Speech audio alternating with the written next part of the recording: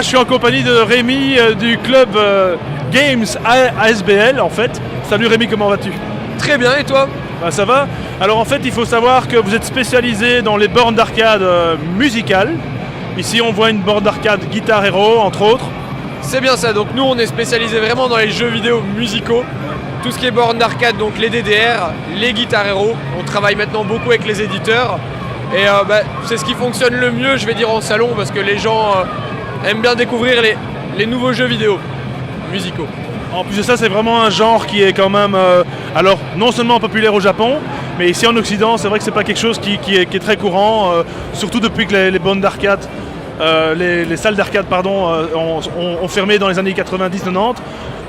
Alors maintenant, c'est vrai que les salles d'arcade, il n'y en a plus beaucoup, il en existe encore.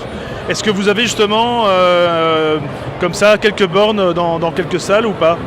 Alors nous, les salles d'arcade qu'on connaît énormément, c'est à Paris, il y a la Tête dans les nuages qui est là, qui est vraiment implantée. C'est l'un des plus gros, je vais dire, sur Paris. Après, il y a une borne In The Groove qui se trouve au Crosley Bar à Bruxelles. Mais elle avait été coupée pendant un certain moment, je ne sais toujours pas si elle est revenue ou non. Et il y a une borne DDR qui est actuellement à l'eSport Bar de Liège qui a ouvert pour l'instant. Sinon, c'est à peu près tout les seules bornes qu'on connaît encore qui se trouvent en Belgique et en France. Alors donc là, effectivement, vous êtes à la Made in Asia pour le coup. Vous faites justement des conventions, beaucoup de salons. Est-ce qu'il y a des demandes justement hors salon pour les bornes comme ça? Oui, on a énormément de demandes. Par exemple, comme on a expliqué tout à l'heure, une demande pour un mariage où on a fait le jeu de la jarretière sur les tapis DDR. Donc il fallait faire un concours pour voir qui allait gagner. Mais après, c'est vrai qu'on a vraiment beaucoup de demandes. C'est à peu près un salon par mois, voire après d'autres salons, par exemple des écoles qui demandent d'organiser des concours DDR pour avoir du sport différent à l'école.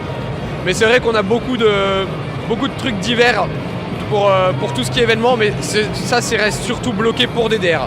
Et donc on le voit ici sur les images, effectivement, il y a quand même, apparemment, donc ce genre musical fonctionne très très bien ici en salon notamment, parce que bien sûr c'est gratuit, faut pas se cacher, mais surtout bon, c'est quand même un genre qui est quand même spécifique, comme je le disais, un peu aux Japonais, parce que les Japonais, on le sait très bien, aiment les jeux un peu déjantés, ils ont déjà un peu cet esprit que nous, peut-être occidentaux, on a perdu.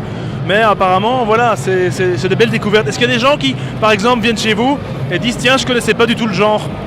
Oui, par exemple, le nouveau Guitar Hero qui est quand même sorti il n'y a pas si longtemps, il y a quand même des gens qui viennent nous demander « Tiens, comment on joue ?» Parce que c'est vrai que on l'avait vu, mais ça nous tentait pas trop. Du coup, est-ce que vous pouvez nous expliquer? Et c'est vrai qu'en leur expliquant, les gens sont tout de suite attirés à dire « Ah tiens, je vais essayer de l'acheter parce que c'est vrai qu'il me paraît intéressant, c'est vrai que ça change. » Donc c'est vrai que ça fonctionne très bien. Après, il y a le même avec Projet Diva, la borne. Et c'est vrai que jouer au pad alors que d'habitude les gens jouent sur la PSP, c'est très différent. Et ça, les gens le ressentent directement sur le salon. Et malgré tout, c'est vrai que malgré tous les accessoires qu'on peut trouver sur PS4, PS3, etc., même PS2, je me souviens à une époque, avec tous ces jeux musicaux, c'est quand même pas le même ressenti qu'avec une borne, on est bien d'accord? Ah oui, on est totalement d'accord. Par exemple, nous, les guitares de Guitar Hero, c'est des trucs basiques donc qu'il y a dans les packs. Mais après, on est obligé de les renforcer avec Activision pour être sûr qu'elles tiennent le coup. Parce que faut se dire que comparé à la maison, les heures de jeu sont quand même très différentes.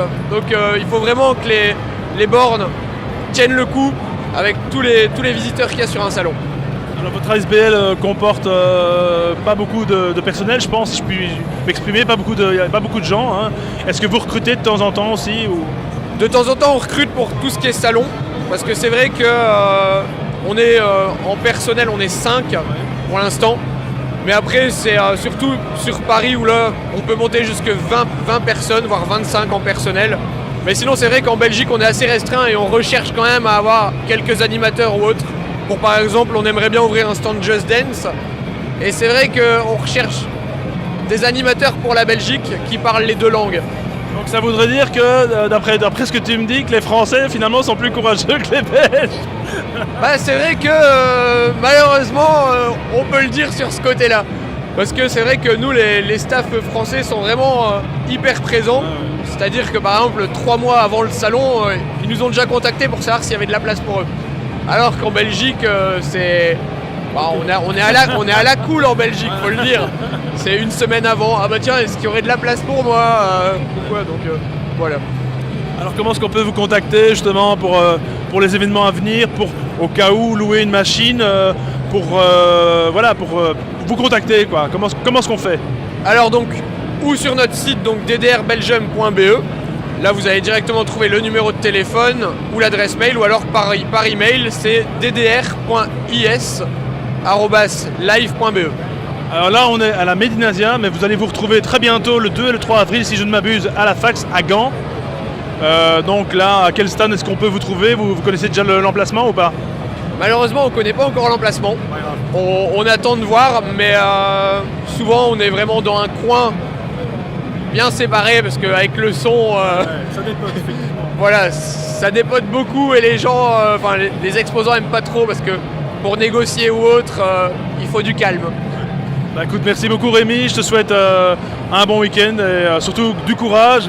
À mon avis, il en faut. Parce qu'avec une tête pareille, avec un son pareil, je suppose que ce soir tu vas être content de retrouver tes pénates, comme on dit.